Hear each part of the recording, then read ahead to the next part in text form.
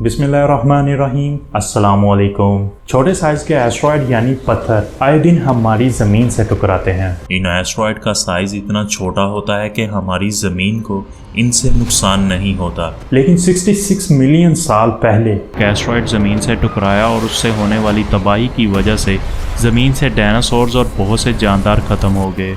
NASA ने 19 जून 2004 में यानी कि 18 साल पहले 2 एस्ट्रॉयड डिस्कवर किए। नासा के मुताबिक ये एस्ट्रॉयड हमारी ज़मीन के साथ 2029 में टकराने वाले थे। इन एस्ट्रॉयड के टकराने से होने वाली तबाही 1000 न्यूक्लियर एटम बम्स के बराबर होने वाली थी।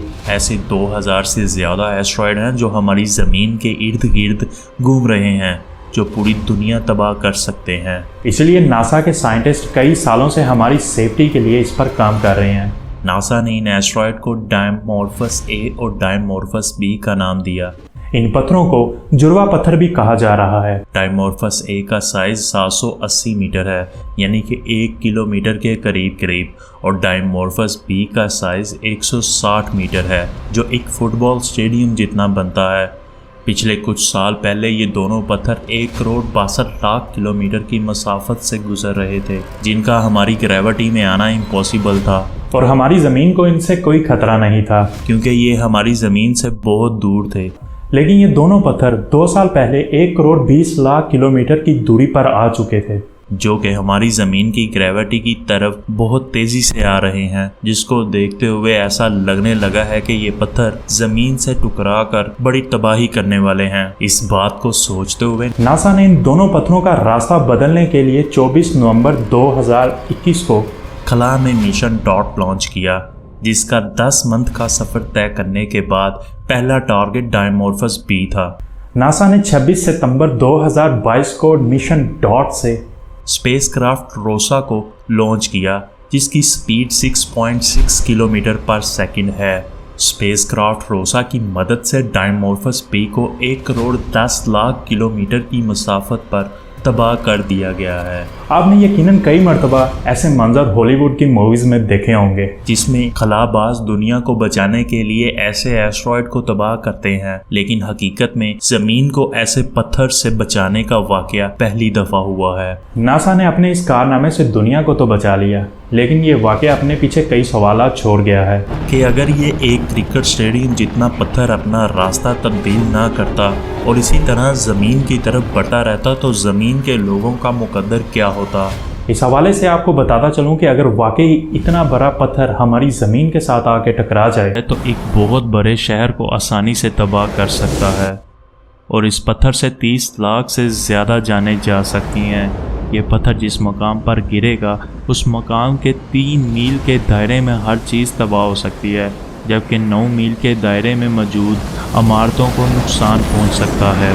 इसके अलावा अगर इन पत्थरों में मौजूद ज़मीन को तबाह करने वाले आइटम्स हों तो ये पत्थर ज़मीन की आधी से ज़्यादा आबादी को चंद मिनटों में फना कर सकते हैं। ऐसा ही वाकया 66 मिलियन साल पहले ज़मीन के साथ हुआ, जब डायनासोर अपनी मर्जी से दुनिया पर चल फिर रहे थे कि अचानक आसमान से सूरज से भी ज़्यादा एक चमकती हुई चीज़ ज़मीन की तरफ तेज़ी से आती है। लेकिन अफसोसनाक तौर पर उस लम्हे रूहे ज़मीन पर किसी मखलूक को इस बात का इल्म नहीं था कि ये चमकता सितारा ज़मीन से ज़िंदगी की रंगीनियाँ छीने आ रहा है। ये 10 किलोमीटर से बड़ा पत्थर था जो 70 से 80 हज़ार किलोमीटर पर आवर की स्पीड से जमीन की जानब बढ़ रहा था। साइंटिस्ट का कहना है कि ये पत्थर मैक्सिको के समुंदर में गिरा था, जहां आज मैक्सिको का चिकशिल्प नामी गांव आबाद है। इस पत्थर ने जमीन का नक्शा ही बदल दिया था। इस पत्थर के टकराने से 30 लाख मुरब्बा किलोमीटर तक हर चीज तबाह हो गई थी, और 800 किलोमीटर की रेंज में हवा का टेम्परेचर 300 डिग्री से भी ज़्यादा हो गया था, जिसकी वजह से डायनासोर्स की हड्डियां तक राख बन गई थी। इस टकराव से उठने वाले मलबे ने दूर दूर तक आग के पत्थरों की बारिश बरसाई, जिसमें से कुछ राख उड़कर ज़मीन के गिर्द गिलाफ की शक्ल में फैल गई, जिसने ज़मीन पर सूरज की रोशनी को ब्लॉक कर दिया। इस पत्थर के टकराव की वजह से ज़मीन पर बहुत शदीद ज़लज़ले और सुनामी की बहुत बड़ी बड़ी लहरें पैदा हुई।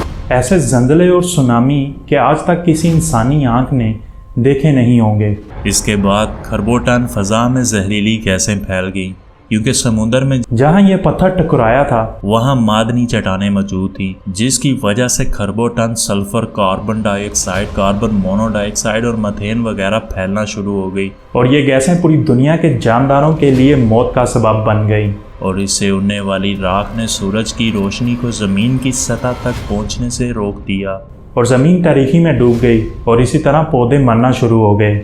इसके अलावा समुंदर से एलजी ख़त्म होने से समुंदर की बहुत सी मखलूक भी मर गई, जबकि खुश्की पर 20 किलो से ज़्यादा का कोई जानदार न बच पाया।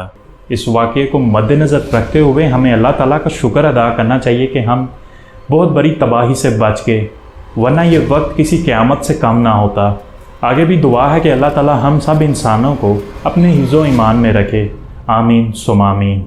वीडियो पसंद आने की सूरत में चैनल को सब्सक्राइब करें, बेल आइकन के बटन पर प्रेस करें ताकि मेरी हर वीडियो आप तक पहुंच सके, और कमेंट करके अपनी राय से हमें आगाह करें। दुआओं में याद रखना। अल्लाह हाफिज़।